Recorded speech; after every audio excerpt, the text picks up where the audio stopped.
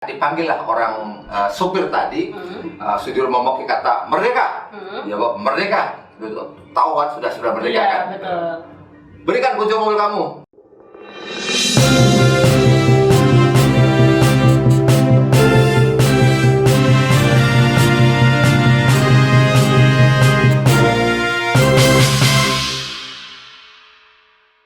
Halo sahabat Soekarnois, ketemu lagi sama Anissa di YouTube channel Bung Karno The Other Stories. Sudah ada secangkir kopi, tandanya kita akan seru-seruan ngobrol-ngobrol seputar sejarah atau serpihan sejarah yang tercecer dari Bung Karno. Dan kembali lagi bersama narasumber kita yang luar biasa, ada Mas Roso.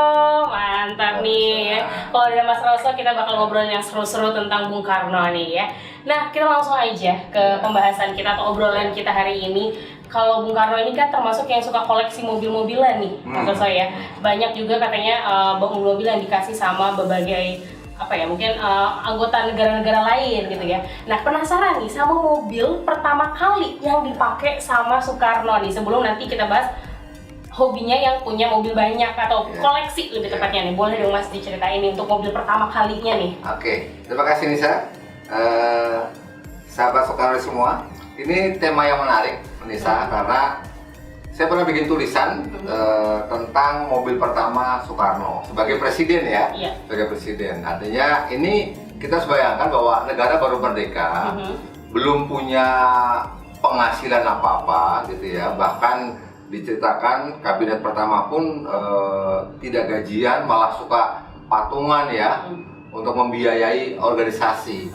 Awalnya sangat memprihatinkan. Nah, ini ada satu cerita tahun 45. Jadi sesaat setelah proklamasi kemerdekaan yang jatuh pada hari Jumat Legi 17 Agustus 45, itu kepikiran bahwa wah, ini Bung Karno belum punya mobil sebagai presiden, gitu ya. Dia sudah ditetapkan sebagai presiden, aklamasi, tetapi belum punya presiden. Nah, alkisah ada tangan kanan Soekarno, staf pribadi lah yang sering bantu-bantu Soekarno, namanya Sudiro. Sudiro, Sudiro yang kemudian berpikir bahwa Bung Karno harus punya mobil sebagai presiden. Yang menarik adalah dari mana uang untuk membeli mobil? Nggak punya, negara belum punya. Nggak seperti kayak pejabat-pejabat sekarang yang mungkin tiap tahun ganti mobil. Karena mungkin ya negara sudah punya dana, ketika itu belum punya anggaran, sehingga satu-satunya cara untuk mendapatkan mobil kepresidenan yang pertama ada dengan cara mencuri. Mencuri ya, tanda kutip. Mencuri, betul. Nah itu kenapa mencuri, dan mencurinya itu bagaimana, boleh diceritain nggak Mas? Ya. Penasaran juga, masa sih seorang presiden mencuri gitu kan? Ya, tentu. Jangan sampai salah kaprah begitu ya. Betul Lisa. Tentu bukan Soekarno yang mencuri, tapi ini inisiatif dari anak buahnya. Karena waktu itu kan sebenarnya kita baru merdeka, suasana euforia, semua orang memekikan kata merdeka, dan suasana kebatinan Jepang sedang sangat terpuruk. Dia kalah di Perang Dunia Kedua, dan dia juga terancam harus segera hengkang dari Indonesia. Sehingga rentetan berikutnya nanti adalah kisah-kisah tentang pampasan perang ya. Tapi ini kita baca situasi suasana kebatinan orang-orang Jepang sebagai penerus penjajah Belanda yang menguasai negeri kita. Dalam posisi Indonesia sudah proklamasi kemerdekaan, negaranya Jepang sudah kalah. Jadi suasana kebatinan seperti itulah dimanfaatkan oleh si Sudiro tadi untuk diambil mobilnya. Sebagai orang Jakarta, dia hafal betul bahwa ada satu jenis mobil yang sangat bagus. Bahkan menurut dia inilah mobil terbagus yang ada di Jakarta pada tahun itu. Betul, tahun itu apalagi Indonesia juga belum banyak perusahaan mobil kan, apalagi gitu ya. Nah, jenis mobilnya ini apa? Nah, sampai ini dibilang terbagus se-Jakarta nih. Ya, ini mobil buatan General Motor Amerika. Diproduksi tahun 1939, mereknya Buick. Limousine Buick, itu luar biasa. Oh, di tahun itu sangat mantep banget ya. Buick 8 karena memang dia punya kapasitas sangat besar, mobilnya sangat indah, bahkan digambarkan sudah dilengkapi dengan korden di belakangnya, dan ini mobil bisa muat sampai 8 orang. Jadi limousine yang besar ya, sehingga menurut si Sudiro inilah satu-satunya mobil yang pantas untuk Presiden Indonesia yang baru merdeka. Dan kebetulan mobil ini dimiliki oleh orang Jepang. Orang Jepang, seorang pejabat tentunya. Dia kalau kayak sekarang ya mungkin jabatannya Dirut PT Kereta Api, gitu ya. Karena waktu itu dia menjabat sebagai kepala jawatan kereta api yang dioperasikan oleh Jepang. Karena kan setelah Belanda pergi, Jepang masuk, kan semua pemerintahan diisi Jepang, badan usaha negara juga dikelola oleh orang-orang Jepang, termasuk malah kereta api. Jadi yang punya mobil big yang kemudian dicuri oleh Sudiro adalah milik orang Jepang. Itu tuh dialihkan, diminta atau seperti apa bisa akhirnya dijadikan kendaraan untuk presiden pertama kita? Iya, ini bisa diartikan juga lucu karena Sudiro tahu ini yang punya mobil bagus itu adalah kepala jawatan kereta api yang notabene orang Jepang.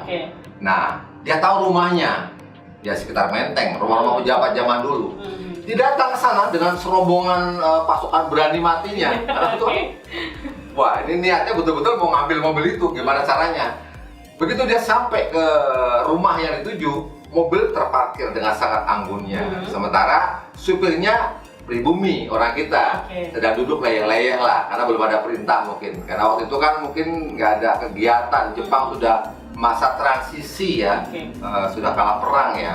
Yang pasti kondisinya mobil terparkir dan supirnya ada, gitu. Artinya ya dia panggil si orang itu. Sayangnya di buku yang saya baca itu nggak tersebut namanya.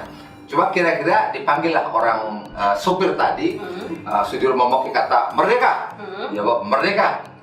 Tahu kan sudah merdeka kan? Betul. Berikan kunci mobil kamu. Nah, dia kata bengong-bengong. Ini apa maksudnya?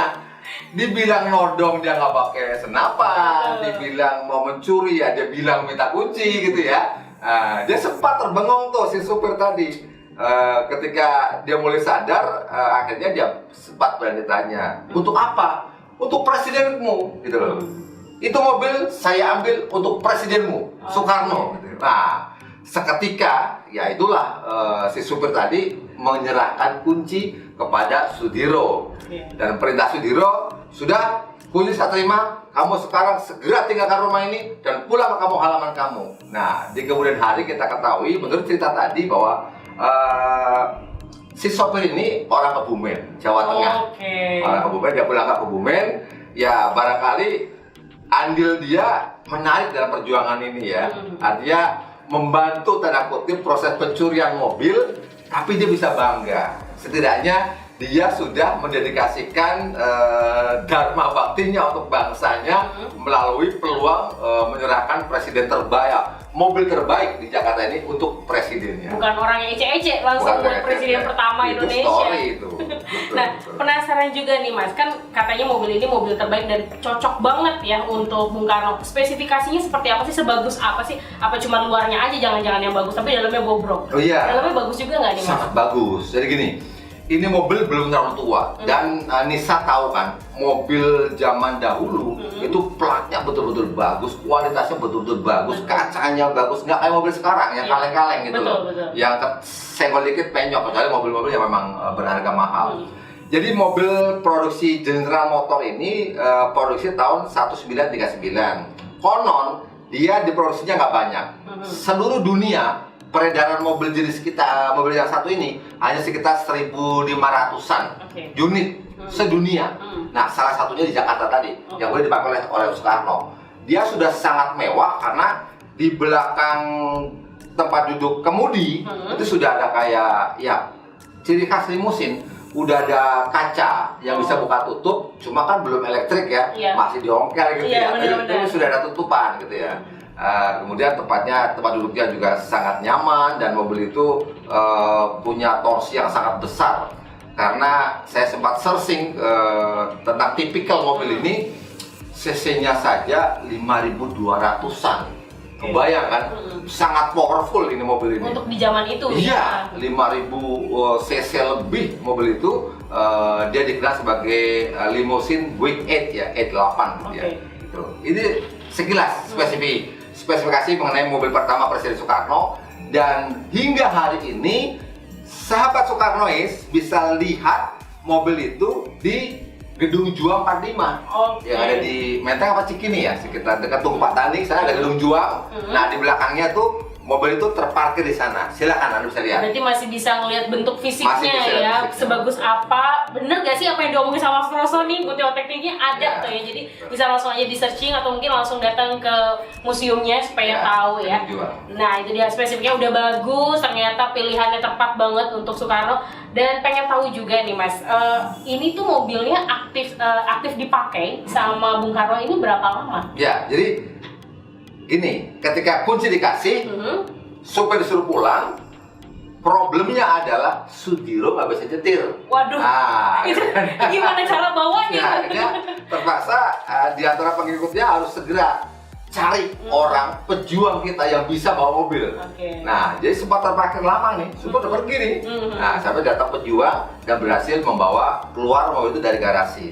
Yang memang tidak terceritakan dan mungkin juga jadi tanda tanya kita semua ya, sahabat Soekarnois. Lantas si Jepangnya apa diem aja gitu loh. Nah, iya betul. Iya, jadi ada kemungkinan seperti ini.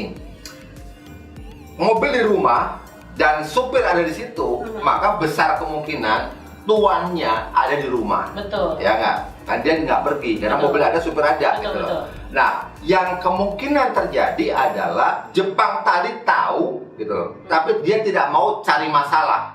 Gitu loh. Karena mungkin bawa komplotan juga kan. Ini komplotan berani mati semua ini. Kalau sampai ditolak mungkin dibunuh juga dia gitu loh. Hanya diserahkan. Nah, dibawa pulang pun tidak langsung diserahkan kepada Soekarno, tapi sempat disimpan di garasi di rumahnya Sudiro. Setelah nggak ada laporan polisi, nggak dicari, aman ini mobil sudah aman ini. Nah, baru bawa ke presiden, dikasihkan ke Soekarno sebagai mobil dinas kepresidenan yang pertama. Kalau ditanya sampai kapan mobil ini dipakai, menurut saya mobil ini sampai Bung Karno lengser tetap melekat pada Soekarno. Dia tidak pernah dihibahkan atau diberikan kepada siapapun, apalagi dijual. Tidak. Buktinya sampai sekarang masih di simpanan di Gedung Juang 45. Jadi, tapi kalau lihat tahunnya, tahun produksinya tahun 39, kemungkinan mobil ini masih sangat bagus dipakai sampai tahun 50-an. Gitu ya. Dan setelah itu kan Soekarno sebagai presiden, kita sudah punya mungkin pendapatan negara, sudah punya apa, sehingga sudah bisa mampu membeli mobil kepresiden sendiri, sehingga tapi mobil Buick tadi tidak pernah lepas dari tangan Soekarno, tetap masih ada. Kalau durasi pakai, ya logika saja sampai tahun 50-an.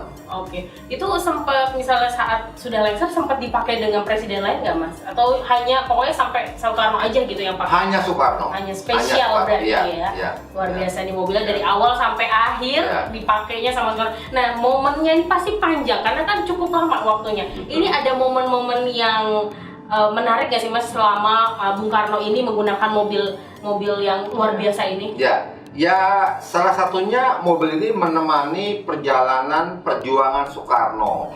Jadi tidak lama setelah merdeka, kemudian sekutu masuk, Soekarno diuber-uber oleh Belanda atau sekutu yang baru datang yang ingin merebut kembali kemerdekaan. Artinya mereka datang sebenarnya membonceng sekutu untuk menguasai kembali Indonesia. Nah, dalam posisi terancam, Soekarno kan ngungsi tuh pindah ke Jogja dan memindahkan ibu kota kita ke Jogja tahun 46, tahun 46. Pada saat itu mobil pun turut serta. Ya, tidak ada kereta, tapi mobil pun dibawa oleh supir sampai ke Gedung Agung yang sekarang jadi istana di Jogja, di ujung Jalan Malioboro. Sempat menemani Soekarno di sana. Bahkan ada satu cerita, Soekarno begitu cinta dengan mobil ini.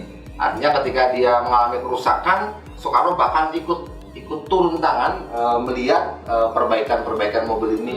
Sangat disayang mobil ini sama Soekarno, sangat bersejarah. Luar biasa, kayak cinta pertama di mobilnya Bung Karno gitu ya, jadinya ya benar-benar setia dipakai sampai dengan akhir masa jabatannya dan dihibahkan juga untuk masyarakat Indonesia supaya tahu ini loh cinta pertamanya Bung Karno terhadap mobilnya gitu ya. Kalau istrinya mungkin nanti aja kita bahas, tapi ini mobilnya itu luar biasa banget.